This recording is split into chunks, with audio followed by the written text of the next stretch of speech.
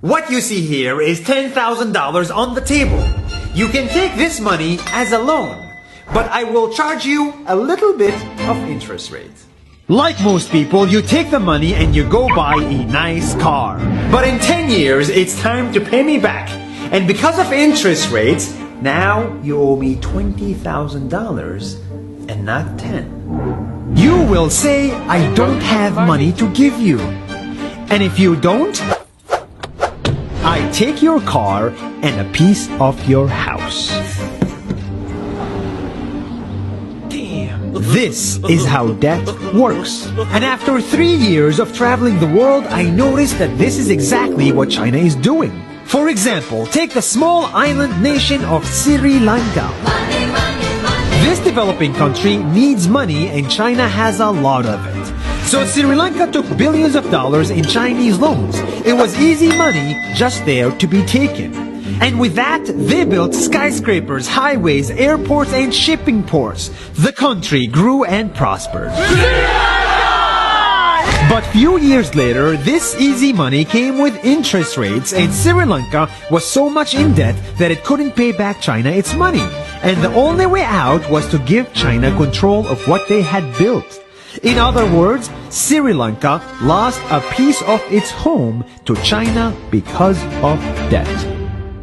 This is the Chinese money trap.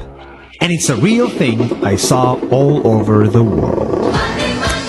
In Papua New Guinea, I saw $2 billion in loans given by the Chinese to build skyscrapers, infrastructures, and ports. But there is no way this remote developing country can pay it back or its interest rate. And the only way out is to give China control of the country. In the Maldives, Pakistan, Malaysia, Laos, Kazakhstan, Mongolia, Egypt, Kenya, and South Africa, the same thing is happening, and many countries are struggling to pay back Chinese loans. If you look closely, all these infrastructure projects like highways, ports, and bridges connect to China through the sea or through the land to form something far bigger, far more powerful than just a bridge. A new Silk Road. The world is already made by China, and I think slowly it will be owned by China.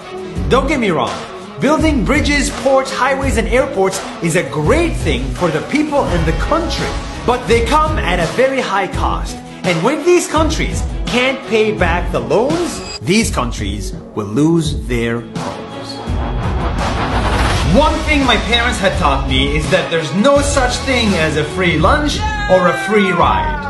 So if we're not careful with our money or other people's money, then we better start learning Chinese. 下周见。